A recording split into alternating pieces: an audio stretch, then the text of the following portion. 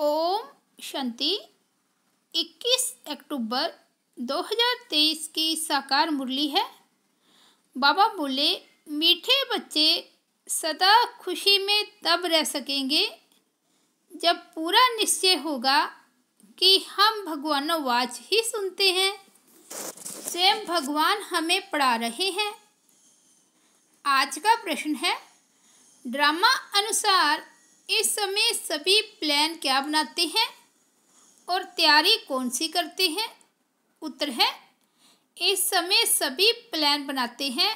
इतने साल में इतना अनाज पैदा करेंगे, नई दिल्ली नया भारत होगा, लेकिन तैयारियां मौत की करते रहते हैं। सारी दुनिया के गले में मौत का हार पड़ा हुआ है। कहावत है, नर चाहत कुछ और, भई कुछ और की ओर। बाप का प्लान अपना है, मनुष्यों का प्लान अपना है। गीत बजा है, किसी ने अपना बना के मुझको मुस्कुराना सिखा दिया। ओम शांति। निराकार भगवानोवाच ब्रह्मा तन द्वारा यह पहली बात तो पक्की कर लेनी चाहिए कि यहाँ कोई मनुष्य नहीं पढ़ाते, निराकार भगवान पढ़ाते हैं। उनको हमेशा परम पिता परमात्मा शिव कहा जाता है। बनारस में शिव का मंदिर भी है ना। पहले आत्मा को यह निश्चय होना चाहिए कि बेहद का बाप हमको पढ़ाते हैं। जब तक यह निश्चय नहीं तो मनुष्य कोई काम का नहीं है, कौड़ी तुल्य है। बाप को जानने से हीरे तुल्य बन जाते हैं। कौड़ी तुल्य भी भारत के मनुष्य बनते हैं, हीरे तुल्य भी भारत के मनुष्य बनते हैं। बाप आकर मनुष्य से देवता बनाते हैं। पहले जब तक यह निश्चय नहीं है कि भगवान पढ़ाते हैं, वे जैसे कि इस कॉलेज में बैठते भी कुछ नहीं समझते हैं। वह खुशी का पारा नहीं चढ़ता। वह है हमारा मोस्ट बिलवड बाप, जिसको भक्ति मार्ग में दुख के समय पुकारते थे, हे परमात्मा रहम करो। यह आत्मा कहती है। मनुष्य तो समझते नहीं कि लौकिक बाप होते हुए भी हम कौन से बाप को याद करते हैं। आत्मा मुख द्वारा कहती है, यह हमारा लौकिक बाप है, यह हमारा परलौकिक बाप है। तुम अब देही अभिमानी बने हो, बाकी मनुष्य है देह अभिमानी। उनको आत्मा और परमात्मा का पता ही नहीं है। हम आत्माएं उस परम पिता परमात्मा के बच्चे हैं। यह ज्ञान कोई को भी नहीं है। बाप पहले ये निश्चय कराते हैं, भगवानोवाच मैं तुमको राजयोग सिखलाता हूँ। तुम देह सहित देह के जो भी संबंध है उनको भूल अपने को आत्मा निश्चय कर मुझ बाप को याद करो। कोई मनुष्य व कृष्ण आदि ऐसे कह न सके। यह है ही झूठी माया, झूठी काया, झूठा सब संसार, एक भी सच्चा नहीं। सचखंड में फिर एक भी झूठा नहीं होता। यह लक्ष्मी नारायण सचखंड के मालिक थे, पूज्य थे। अभी भारतवासी धर्म भ्रष्ट कर्म भ्रष्ट बन पड़े हैं, इसलिए नाम ही है भ्रष्टाचारी भारत, श्रेष्ठाचारी भारत। सतयुग में ही होता है। वहाँ सब सदैव मुस्कुराते हैं, कभी बीमार रोगी नहीं होते। यहाँ भल कहते हैं फलाना स्वर्ग पधारा, परंतु जानते कोई भी नहीं है।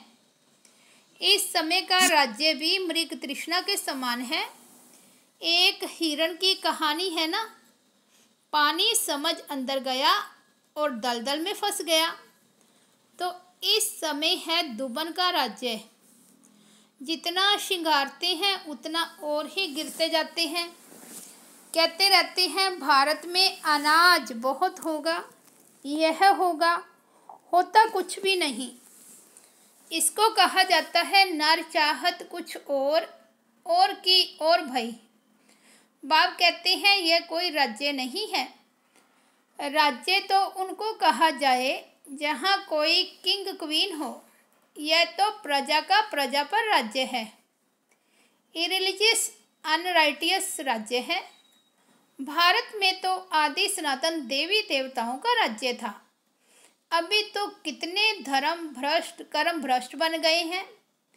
ऐसा और कोई देश नहीं जो अपने धर्म को नहीं जानते। कहा भी जाता है रिलीजन इज माइट। देवताओं का तो सारे विश्व पर राज्य था। अभी तो बिल्कुल ही कंगाल हैं। कितनी बाहर से मदद ले रहे हैं। उनको है बाहुबल की मदद, तुमको है योग बल की मदद। तुम बच्चे जानते हो मोस्ट बिलवड बाप है जिससे हम लिए सदा सुख का वर्षा मिलता है। वहाँ कभी दुख की रोने आदि की बात ही नहीं। कभी अकाले मृत्यु नहीं होती। न तो आजकल के मुआफिक इकट्ठे 4-5 बच्चे पैदा करते हैं। एक तरफ देखो खाने के लिए नहीं है, कहते हैं बर्थ कंट्रोल करो। नर चाहत कुछ और, समझते हैं न्यू दिल्ली न्यू राज्य है, परंतु है कुछ भी नहीं। मौत सबके गले में पड़ा है। मौत की पूरी तैयारी कर रहे हैं। बराबर 5000 वर्ष पहले मुआफिक यह वही महाभारत लड़ाई है। बाप कहते हैं यह तो कोई राज्य नहीं है, यह मृग तृष्णा मिसल है। द्रौपदी का भी मिसाल है ना। तुम सब द्रौपदियाँ हो। बाप का तुमको फरमान है कि इन विकारों पर जीत पहनो। हम प्रतिज्ञा करते हैं हम सदा पवित्र रह भारत को पवित्र बनाएंगे। यह पुरुष लोग पवित्र रहने नहीं देते। कई गुप्त गोपिकाएं कितना पुकारती हैं कि यह हमको मारते हैं। तुम जानते हो यह काम महाशत्रु तो मनुष्य को आदि मध्य अंत दुख देने वाला है। बाप कहते हैं इस पर तुम्हें जीत पानी है। गीता में भी है भगवानोवाच, काम महाशत्रु है, परंतु मनुष्य समझते नहीं। बाप कहते हैं पवित्र बनो तब तुम राजाओं का राजा बनेंगे। अब बताओ राजाओं का राजा बनना है या पतित बनना है। यह एक अंतिम जन्म। बाप कहते हैं मेरे खातिर पवित्र बनो। अपवित्र दुनिया का विनाश, पवित्र दुनिया की स्थापना हो जाएगी। आधा कल्प तुमने विष पीते पीते इतना दुख देखा है। तुम एक जन्म यह नहीं छोड़ सकते हो। अब पुरानी दुनिया का विनाश और नई दुनिया की स्थापना हो रही है। इसमें जो पवित्र बनेंगे और बनाएंगे वही ऊंच पद पाएंगे। यह राजयोग है। तुम कहते हो हम ब्रह्मा कुमार कुमारियां हैं, तो बराबर प्रजापिता ब्रह्मा की संतान भी हैं। ब्रह्मा शिव का बच्चा है। तुमको वर्षा देने वाला शिव है। यह इनकॉर्पोरियल गॉड फादरली यूनिवर्सिटी है। वह हेवन स्थापन करने वाला वर्षा देने वाला शिव है। वही गॉड फादर ब्लिसफुल नॉलेजफुल बाप बैठ पढ़ाते हैं।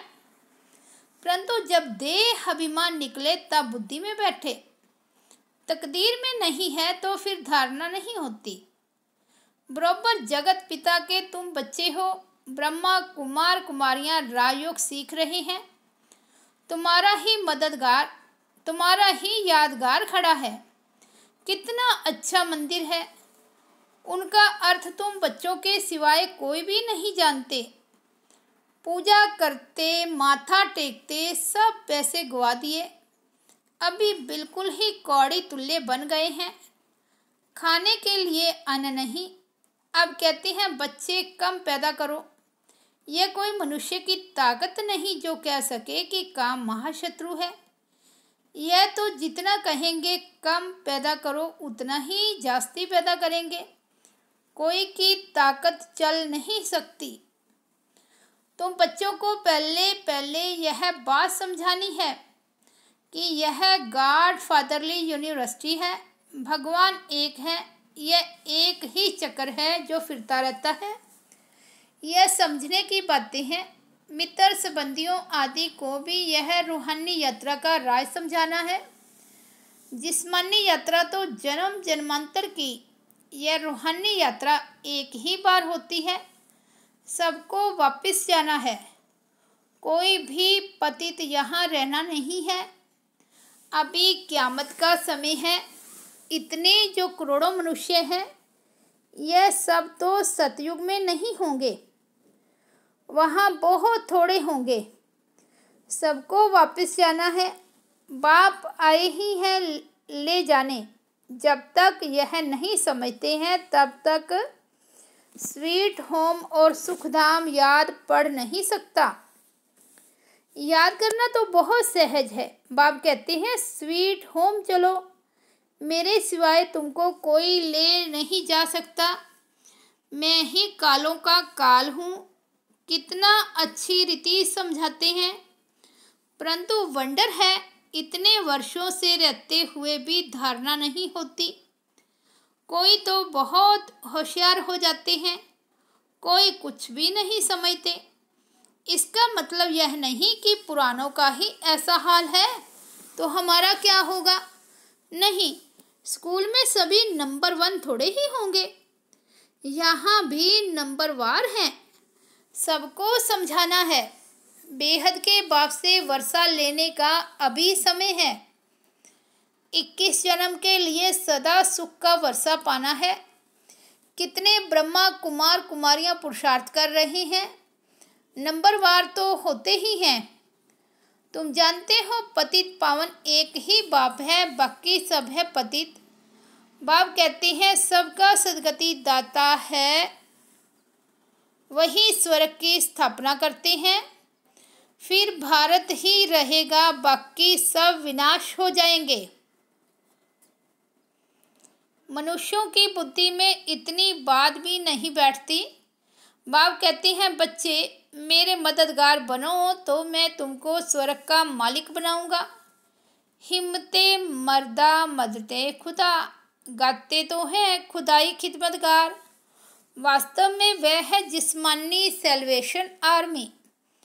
सच्चे सच्चे रूहानी सेल्वेशन आर्मी तुम हो।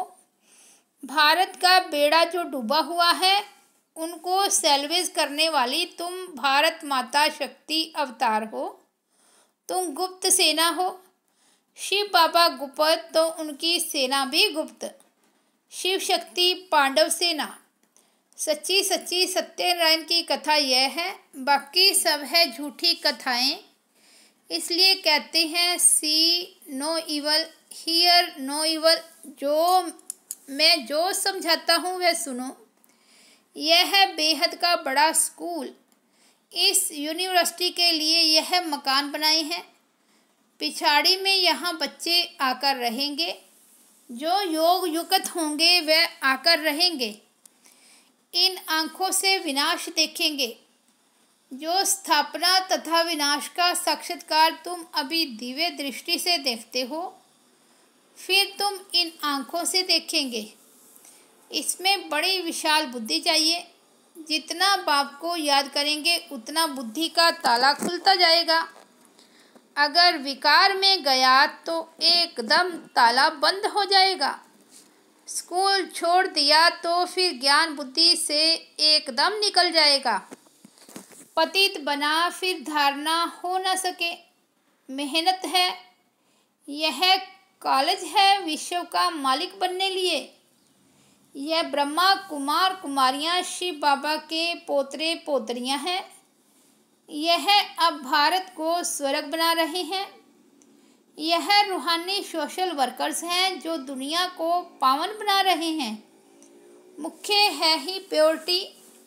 श्रेष्ठाचारी दुनिया थी, अभी भ्रष्टाचारी है। यह चक्कर फिरता रहता है। यह दैवी झाड़ का सैंपलिंग लग रहा है जो आहिस्ते आहिस्ते वृद्धि को पाएगा। अच्छा, मीठे मीठे सिकिलते बच्चों प्रति माता पिता बाप दादा का याद प्यार और गुड मॉर्निंग। रूहानी बाप की रूहानी बच्चों को नमस्ते। हम रूहानी बच्चों की रूहानी बाप दादा को याद प्यार गुड मॉर्निंग और नमस्ते। धारणा के लिए मुख्य सार है। फर्स्ट पॉइंट है, सच्चे सच्चे रूहानी सेल्वेशन आर्मी बन भारत को विकारों से सेल्वेज करना है। बाप का मददगार बन रूहानी सोशल सेवा करनी है। दूसरा, एक बाप से ही सत्य बातें सुननी है। Hear no evil, see no evil. इन आंखों से पिछाड़ी की सीन देखने के लिए योग युक्त बनना है।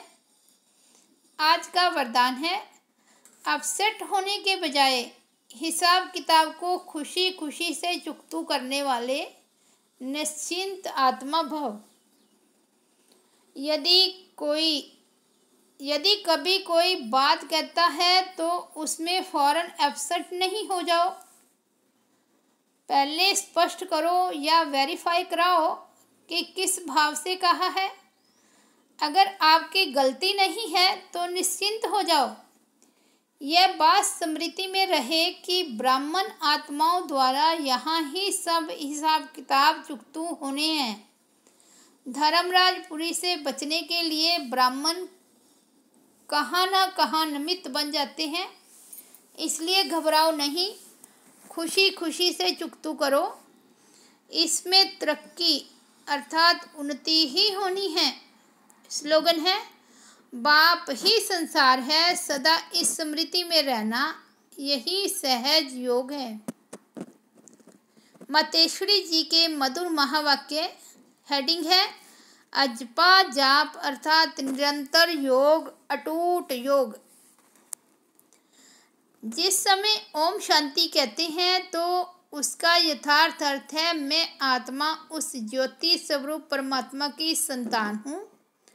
हम भी उस पिता ज्योति बिंदु परमात्मा के मुआफिक आकार वाली हैं। बाकी हम शालिग्राम बच्चे हैं, तो हमें अपने ज्योति स्वरूप परमात्मा के साथ योग रखना है। उससे ही योग रखकर लाइट माइट का वर्षा लेना है। तभी तो गीता में स्वयं भगवान के महावाक्य हैं, मन मना भाव। मुझ ज्योति स्वरूप पिता के समान तुम बच्चे भी निराकारी स्वरूप में स्थित हो जाओ। इसको ही अजपा जाप कहा जाता है। अजपा जाप माना कोई भी मंत्र जपने के सिवाय नेचुरल उस परमात्मा की याद में रहना। इसको ही पूर्ण योग कहते हैं। योग का मतलब है एक ही योगेश्वर परमात्मा की याद में रहना। तो जो आत्माएं उस परमात्मा की याद में रहती हैं उनको योगी अथवा योगनियाँ कहा जाता है। जब उस योग अर्थात याद में निरंतर रहे तब ही विकर्मों और पापों का बोझ नष्ट हो और आत्माएं पवित्र बने, जिससे फिर भविष्य जन्म में देवताई प्रारब्ध मिले। अब यह चाहिए नॉलेज, तब ही योग पूरा लग सकता है। तो अपने को आत्मा समझ परमात्मा की याद में रहना, यह है सच्चा ज्ञान। इस ज्ञान से ही योग लगता है।